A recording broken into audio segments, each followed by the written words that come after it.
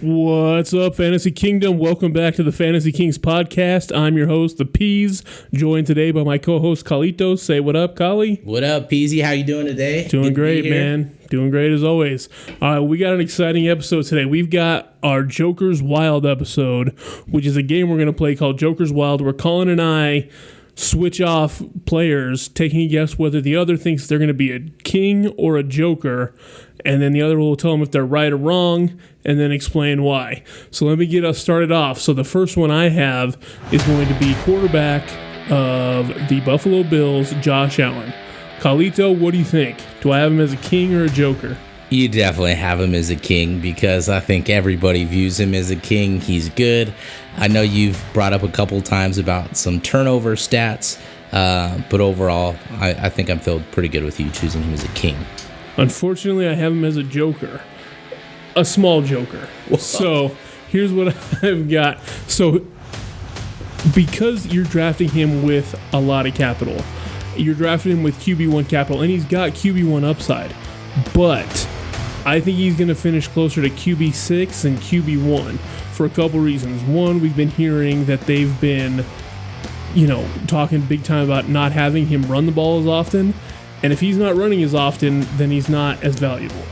Like, their rushing attack in the last couple of years has been Josh Allen run. It's their, break glass in case of emergency, and they do it all the time. And they're trying to scale away from that, which hurts his fantasy value. Also, and this is one of my conspiracy theories, right? But we've seen Josh Allen the last 2 years go a little bit down from his 2020 stats. And I have a theory as to why. So in 2020, he did not play a division championship schedule. And that's why he put up those numbers. The last 2 years, they've won the division, and he's played a tougher schedule, and that's why his numbers are compressed. And he has a tough schedule this year. So I think he's a joker. I'm not saying he's a bust, but I'm saying for the draft capital, you're drafting him at QB1 capital, and I think it's more likely he finishes closer to QB5 or 6.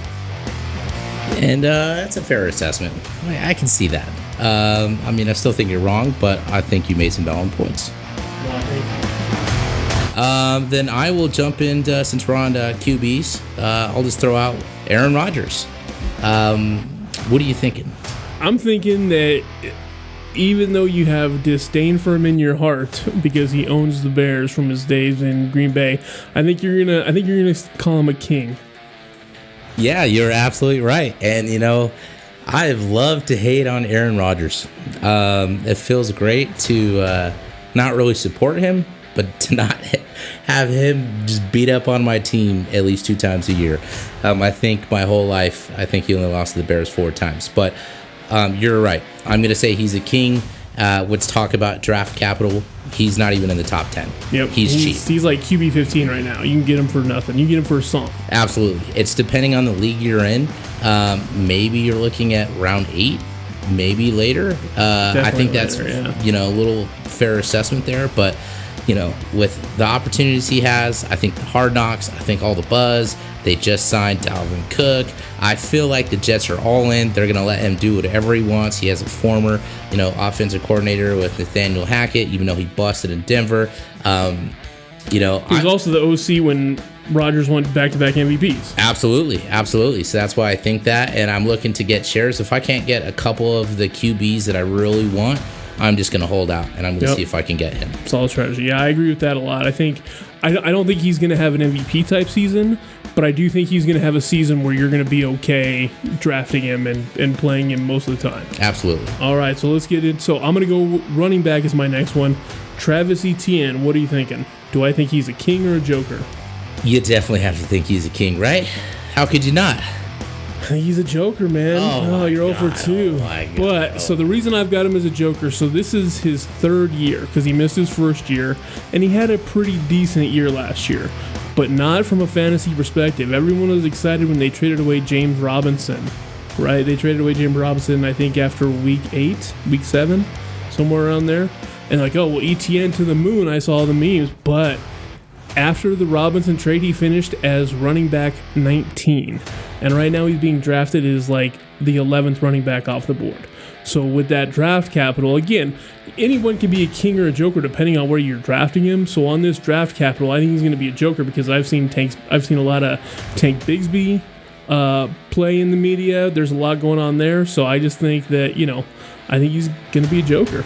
Yeah, Bigsby has had some solid reviews out of training camp that at least I've read. So I still think you're wrong. I think the third season is just going to be, he's going to go all in so he can not get paid. But if that makes sense, it's pretty good. I'll also stay on the running back subject here, see what you think. I'm going to throw out James Cook. I think that you think he's going to be a king. Whoa. You're wrong. Oh. I'm going to go with a joker. Okay. And for one... Hold on, did you say James? You said James Cook. Yeah, James Cook. Yep. James Dalvin Cook. The Buffalo running back. So anyways, I'm going to say he's a joker. He was productive when he had Devin Singletary there. But however, I think he catches more passes than the other running back, Damian Harris.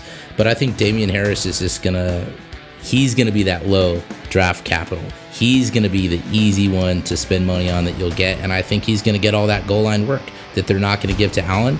So I'm going to say he's a joker. Most people are going to pick him, I would say, 2 to 3 rounds before his handcuff. So I'm going to 100% say he's a joker. I think he'll be okay for the season, but I don't think he's top 4 rounds. Fair enough. I can get with that. All right, so my next one is actually going to be another running back. So I have Ramondre Stevenson.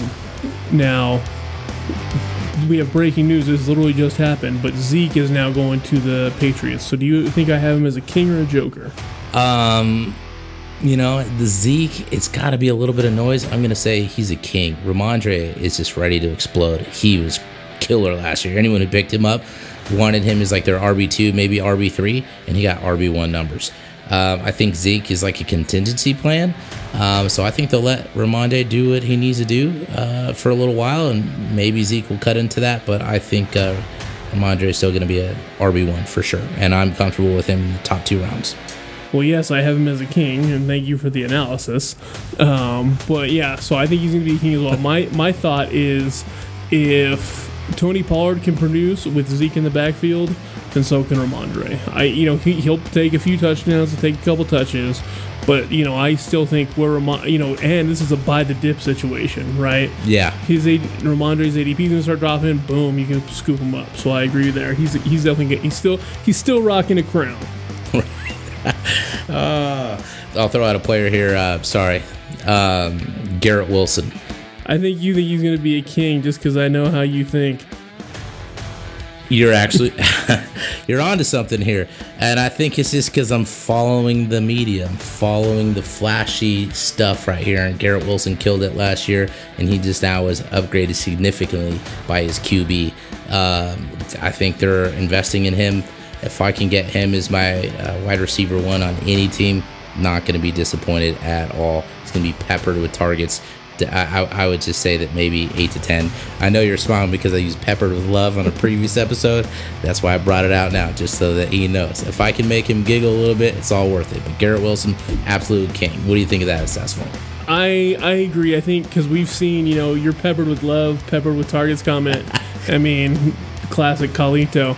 But with how we've seen Aaron Rodgers target Devontae Adams in the past or Greg Jennings in the past, I think you're right. I think he's just going to get a lot of looks. All right, so my next one, I've got a wide receiver for us to consider, and that is going to be Christian Watson with the Green Bay Packers. What are you thinking?